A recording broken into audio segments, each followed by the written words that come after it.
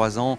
Là, je pense que les messages sont relativement unanimes et on est tous d'accord pour dire que les écrans, notamment passifs que sont la télévision, éviter une surexposition ou même une exposition tout court, c'est ce qu'il y a de mieux pour l'enfant parce que ça ne lui apporte rien finalement.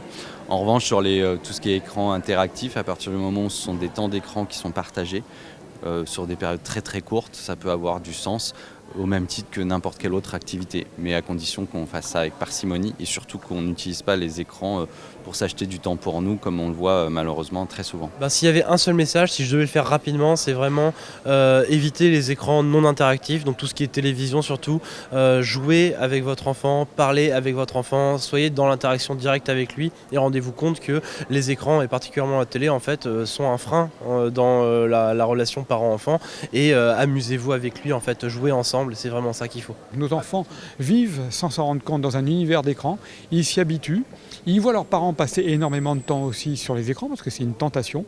Et je crois que un des messages les plus importants, c'est que les parents doivent montrer l'exemple.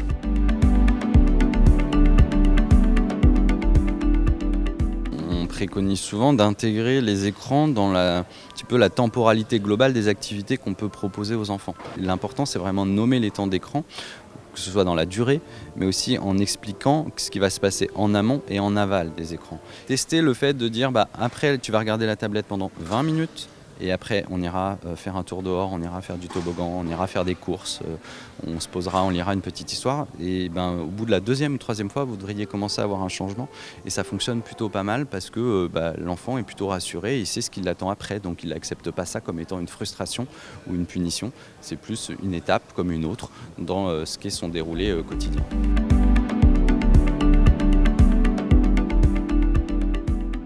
Il n'y a aucune étude aujourd'hui, il faut le dire, qui démontre la dangerosité des écrans. En tout cas, toutes les études, en plus, ont été faites uniquement sur la télévision. Et il y a une vraie urgence à mettre en place des études sur tous ces autres écrans, dont on sait très bien qu'ils ont viennent bousculer pas mal d'autres notions. Moi, je pense qu'il faut envoyer un message positif, mais il faut aussi que les adultes soient conscients qu'on est avant tout face à un enjeu éducatif. Ils ont donc toutes les capacités et surtout toute la légitimité pour pouvoir accompagner, pour encadrer comme ils le font déjà depuis les premiers gazouillis de leurs enfants. Et il n'y a pas de souci, ça devrait bien se passer si aussi on dépassionne un peu ces débats. On enlève un peu les angoisses permanentes qu'on véhicule vers les adultes. Il faut qu'on sensibilise, qu'on touche un maximum d'adultes, de parents, mais aussi d'éducateurs. On a parlé aussi, y compris, des surveillants dans les cours de récréation qui doivent gérer parfois l'importance de l'écran, la place de l'écran dans la cour de récréation, dans l'échange entre les enfants. Donc il faut qu'effectivement ce genre de manifestations se multiplient pour qu'un maximum de personnes soient sensibilisées et que, comme je le disais, après elles deviennent chacune ambassadeurs, ambassadrices pour toucher d'autres personnes, d'autres parents, d'autres éducateurs et que ça fasse comme ça ricocher.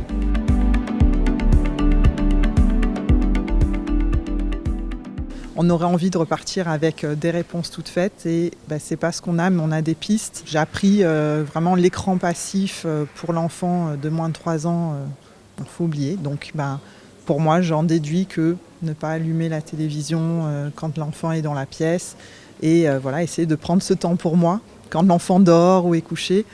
Ce que j'ai apprécié aussi, c'était que ce ne soit pas alarmiste, parce que c'est vrai qu'on est un petit peu angoissé aussi en tant que parent sur ce sujet. Le psy qui intervenait était super intéressant, surtout dans une façon de parler assez simple pour parler à tous, parce que des débats d'experts, c'est pas toujours accessible à tout le monde, donc là je trouvais que c'était intéressant que ce soit justement facile d'accès, ce qu'il disait est assez concret. L'éducation des enfants, elle commence déjà par l'éducation des parents, et ça je pense que c'est un mot-clé qu'il faut méditer en tant que parent, en tant que membre de la famille. J'ai trouvé que c'était très informatif et puis il y avait ce côté aussi très rassurant qui, en tant que parent, m'a beaucoup intéressée du coup. Le fait que c'est au-delà de l'écran, c'est toute la parentalité sur laquelle il faut s'interroger. Le fait que la télé en bruit de fond pouvait avoir un impact et que la radio finalement, on n'en parle pas parce qu'il n'y a pas l'écran, mais finalement c'est un peu pareil. Et j'ai trouvé les intervenants vraiment fantastiques.